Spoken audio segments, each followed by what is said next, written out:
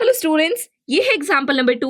Question is write each of the following equation as an equation in two variable. तो अब हमें इन चारों इक्वेशंस को linear equation in two variable की फॉर्म में लिखना है।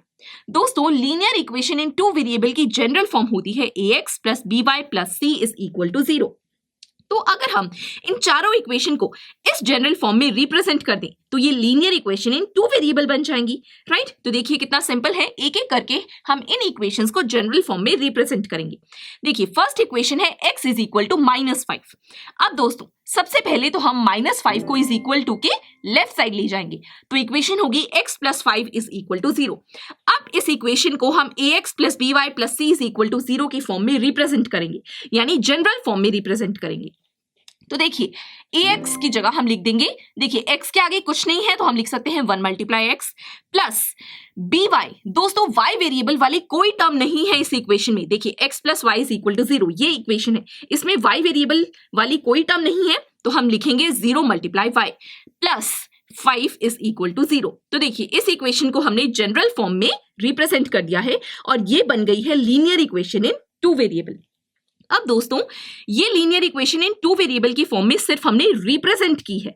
ओके, ये linear equation in two variable नहीं है, क्योंकि दोस्तों इसमें जो y वेरिएबल है उसका कोएफिशिएंट क्या है, 0 है। लेकिन हमने पढ़ा हुआ है कंडीशंस में कि a और b कभी भी 0 नहीं हो सकते। देखिए a है 1 और b है 0, यहाँ पे b 0 है, तो इसीलिए ये जो इक्वेशन है ये linear equation in two variable तो नहीं है, लेकिन क्योंकि हमें रिप्रेजेंट करने के लिए कहा गया था इसे टू वेरिएबल की फॉर्म में, तो हमने इसे रिप्रेजेंट करके दिखा दिया है। ओके, अब देखते हैं सेकेंड पार्ट। सेकेंड पार्ट में इक्वेशन गिवन है y इज इक्वल टू 2। तो अब दोस्तों सबसे पहले 2 को इज इक्वल टू के लेफ्ट साइड लेके जाएंगे, इक्वेशन होगी y minus 2 is equal to 0। तो अब इसे ax plus by plus c is equal to 0 की फॉर्म में रिप्रेजेंट करेंगे। देखिए x वेरिएबल वाली कोई टर्म नहीं है इस इक्वेशन में, तो हम लिखेंगे 0 मल्टीप्लाई x प्लस y के आगे कुछ नहीं है तो हम लिख सकते हैं 1 multiply y, 1y minus 2 is equal to 0। तो देखिए अब हमने इसे linear equation in two variables की फॉर्म में रिप्रेजेंट कर दिया है। ऑल्दो ये इक्वेशन भी linear equation in two variable नहीं है, ये linear equation in one variable है, लेकिन हमें इसे रिप्रेजेंट करना था टू वेरिएबल की फॉर्म में, तो हमने इसे जनरल फॉर्म को यूज करके रिप्रेजेंट कर दिया है। अब देखते हैं थर्ड पार्ट। थर्ड पार्ट में इक्वेशन है 2x इज इक्वल टू 3।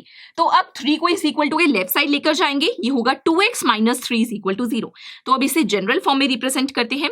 देखिए 2x प्लस y वेरिएबल वाली कोई टर्म नहीं है इस इक्वेशन में, राइट। तो हम लिखेंगे 0y minus 3 is equal to 0।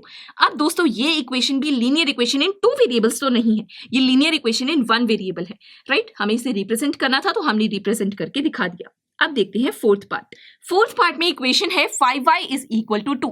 तो सबसे पहले 2 को इज इक्वल टू के लेफ्ट साइड लेकर जाएंगे, 5y minus 2 is equal to 0।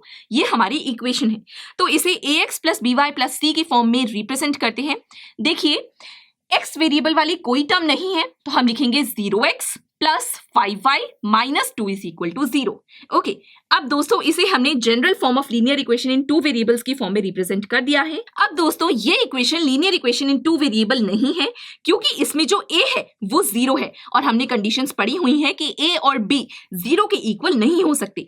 b तो 5 है, 0 के इक्वल नहीं है 5, लेकिन जो a है वो 0 है, तो इसीलिए दोस्तों ये equation linear equation in two variables तो नहीं है, लेकिन क्योंकि हमें रिप्रेजेंट करके दिखाना था तो हम इस तरह से उसे रिप्रेजेंट करके दिखाएंगे।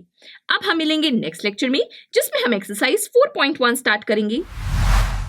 आई एम श्योर स्टूडेंट्स आपको ये लेक्चर काफी पसंद आया होगा और ऐसे ही मजेदार तरीके से अपने हर एक कॉन्सेप्ट क्लियर करने के लिए डाउनलोड कीजिए PUStack ऐप को, जहां पर आपके पास और भी बहुत सारे ऑप्शंस होंगे, जैसे कि back exercise solutions, tip videos, sample papers and much more. So what are you waiting for? Download the app now.